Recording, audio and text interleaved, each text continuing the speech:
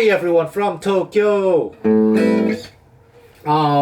What you just saw was a right hand cam of Moses Rosenberg at a party in Hong Kong, where Moses was showing like some of his guitar tricks with the enthusiastic folks in Hong Kong. By the way, those guys in Hong Kong are really great people. I was very touched at how eager they were trying to learn, because it's one thing to learn on YouTube or watch videos on YouTube, it's another thing to be there in front of someone.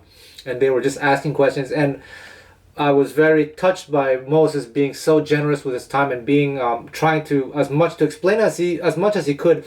Usually a lot of these Gypsy players don't really know what they're doing in terms of theory or whatever, which is okay. It is the case for Moses. He doesn't understand theory, but he's actually, I was surprised that he was very aware of his technique.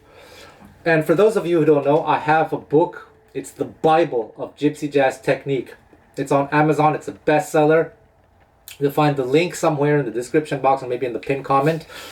And what makes me very happy is all the things that Moses does, I describe it in my book. All the philosophies. I explain why things are done a certain way. And Moses was also explaining certain things behind his picking technique philosophy. So I'm not going to give away the whole book, the contents, but I'm going to say a few things. So I explain the whole idea behind this technique essentially is to have a floating hand. So you get a specific sound out of a floating hand, as opposed to planted like this, where it's a different sound. Let me just play something like a pentatonic scale. Now with a floating hand, you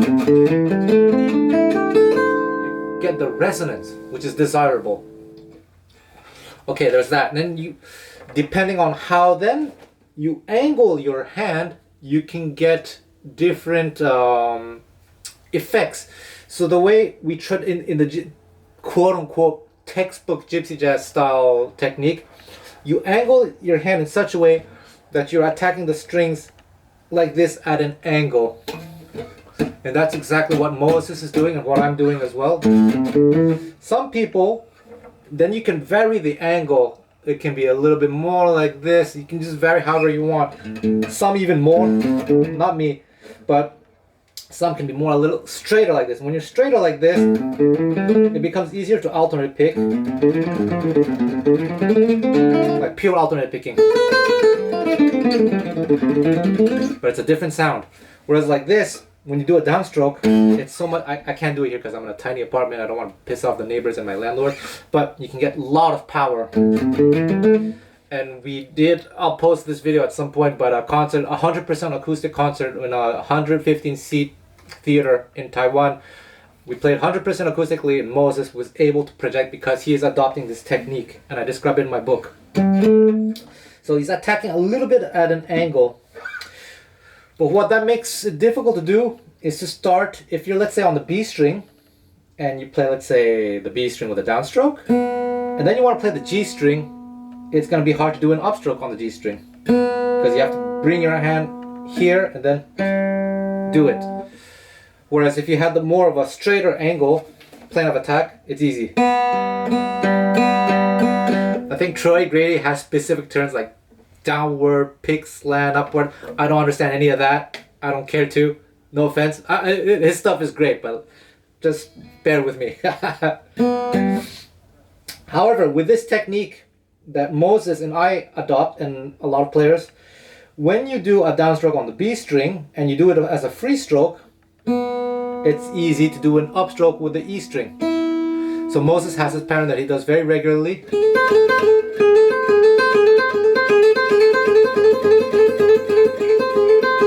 Down, slide up, and it's in my book too, whereas his brother just does downstrokes. Stokilo.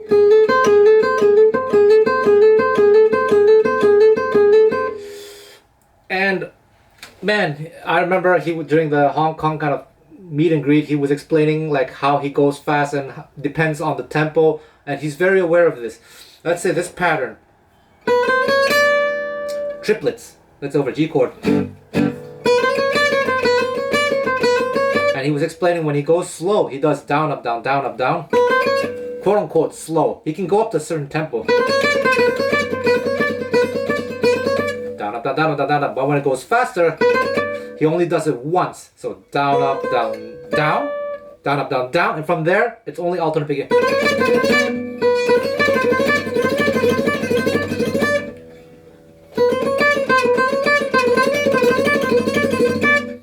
There we go. And then there's this famous pattern from his brother Stokolo.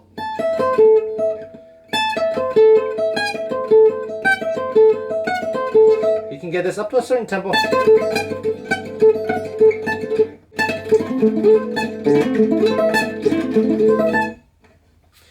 But if he wants to go faster, what he does, and this one is not in the book, but now I'm showing it to you. Up, pull off, then down, sweep, sweep, sweep, up, pull off, down, down, down, down, up. So when it goes even faster, that's what he does.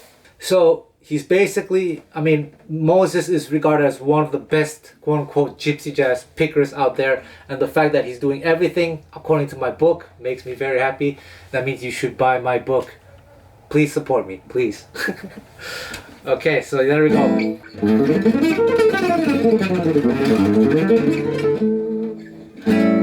Yeah. By the way, Moses Rosenberg does give guitar lessons. You can hit him up online. I'll provide his email address somewhere in the description box or something. We also have In the Style of Moses Rosenberg on DC Music School, where he shows tons and tons of his typical vocabulary and also some of his compositions. Check out my book, leave a comment, subscribe, like, blah, blah, blah, blah. Thank you very much.